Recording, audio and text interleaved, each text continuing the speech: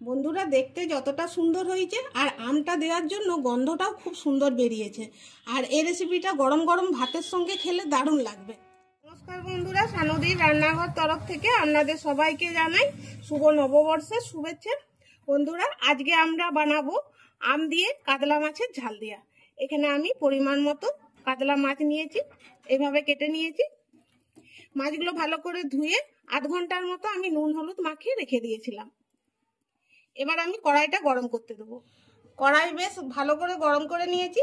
এবার দিয়ে দিচ্ছি পরিমাণ মতো সরষের তেল। এবার তেলের মধ্যে দিয়ে দিচ্ছি 1 টেবিল চামচের 3 ভাগের 1 ভাগ কালো জিরে।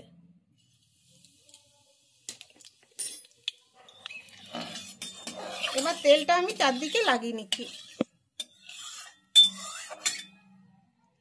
তেলটা খুব ভালো করে গরম হয়ে গেছে আর কালো জিরেটাও ভাজা হয়ে গেছে।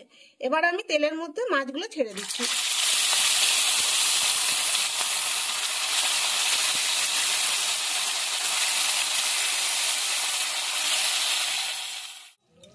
মাছটা এক পিঠটা ভাজা হয়ে গেছে, এবার উল্টে নিচ্ছি।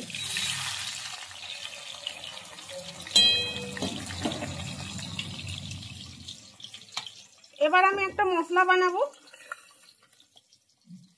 নিয়ে নিচ্ছি 2 টেবিল চামচ সরষে, 1 টেবিল চামচ গোটা জিরে,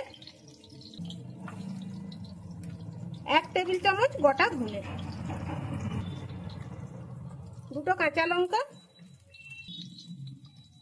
10 কোয়া রসুন। বড় রসুন হলে 5 কোয়া রসুন নিলেই চলবে। আর নিচ্ছি একটা ছোট সাইজের পেঁয়াজ কুচানো। এবার এটাকে আমি বেটে নিচ্ছি। বন্ধুরা, মাছগুলো ভাজা হয়ে গেছে, 2 পিঠ ভালো করে ভেজে নিয়েছি। এবার মাছগুলোকে আমি তুলে নিচ্ছি।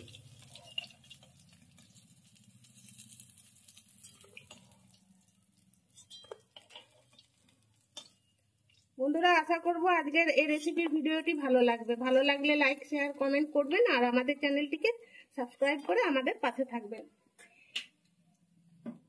বাকি যে কটা মাছ আছে একইভাবে আমি ভেজে নিচ্ছি।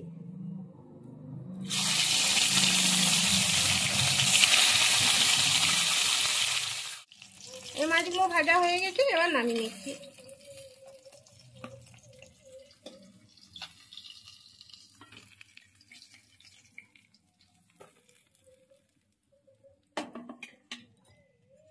এবার এখান থেকে কিছুটা তেল আমি উঠিয়ে নিচ্ছি।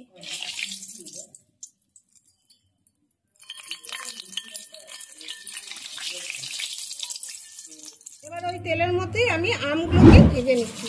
এখানে আমি 2টো আম নিয়েছি, তবে আমের টকটা কতটা আপনারা পছন্দ করেন সেরকম আন্দাজ করে আমটা আপনারা নেবেন।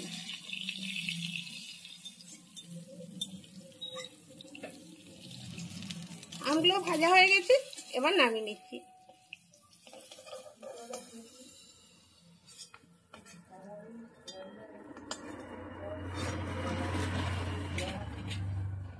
ওই তেলের মধ্যে দিয়ে দিচ্ছি একটা শুকনো লঙ্কা।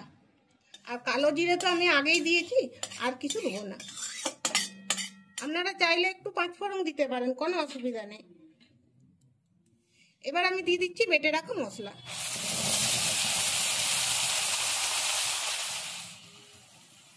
দিচ্ছি পরিমাণ মতো হলুদের গুঁড়ো, অল্প একটু দিচ্ছি ঝাল লাল লঙ্কার গুঁড়ো।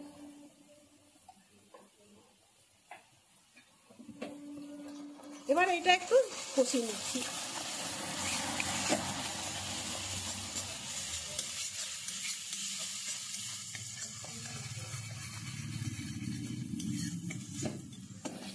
মশলাটা ভালো করে কষিয়ে নিয়েছি, এবার দিয়ে দিচ্ছি জল।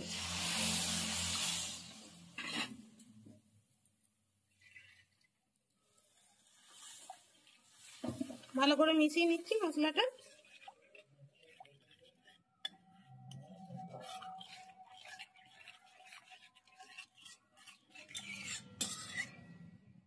মশলাটা ভালো করে মিশিয়ে নিয়েছি। এবার দিয়ে দিচ্ছি স্বাদ মতো নুন।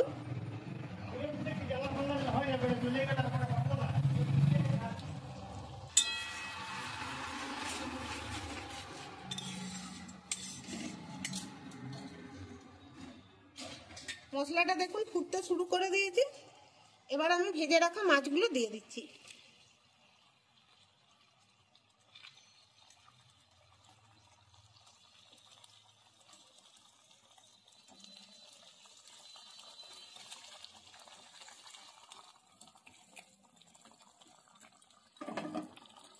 এবার গ্যাসের আঁচটা কমিয়ে দিচ্ছি আর 3 থেকে 4 মিনিট এইভাবে আমি ফুটিয়ে নিচ্ছি। দেখুন বন্ধুরা 3 থেকে 4 মিনিট আমি ফুটিয়ে নিয়েছি। এবার আমি ভেজে রাখা আমগুলো দিয়ে দিচ্ছি। আর আমগুলো ভাজার সময়তেই দেখুন সিদ্ধ হয়ে গেছে।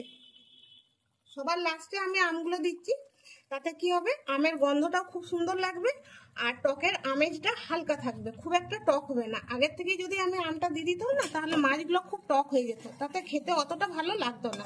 তবে বন্ধুরা আপনারা যদি টক টক খেতে বেশি পছন্দ করেন তাহলে কিন্তু আমগুলো আগেই দিয়ে দিবেন, যখন জল দিয়ে ফুটতে দিবেন তখনই আমগুলো দিয়ে আর ফুটতে দিবেন। আমগুলো দিলাম, এবার আমি মোটামুটি 30 সেকেন্ডের মতো ফুটাচ্ছি। একটু ঢাকাটা দিয়ে দিচ্ছি। 30 সেকেন্ড হয়ে গেছে, এবার আমি ঢাকাটা খুলে দিলাম।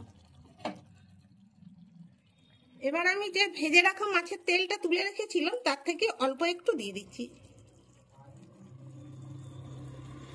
খুব বেশি না, 1 চামচের মতো দিলাম।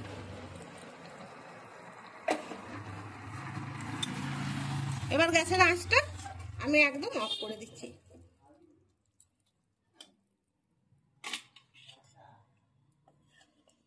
এবার একটা প্লেটের মধ্যে নামিয়ে নিচ্ছি।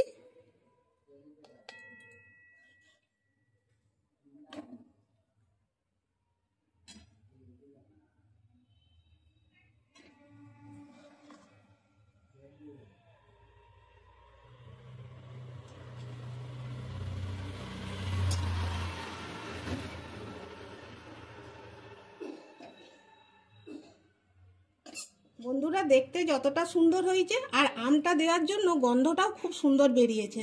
আর এই রেসিপিটা গরম গরম ভাতের সঙ্গে খেলে দারুণ লাগবে।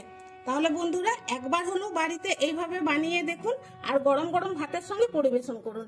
কেমন খেতে লাগলো আমাকে কমেন্টে জানাবেন। ভিডিওটি এখানেই শেষ করছি, দেখা হবে পরের ভিডিওতে। সবাই ভালো থাকবেন, সুস্থ থাকবেন, ধন্যবাদ।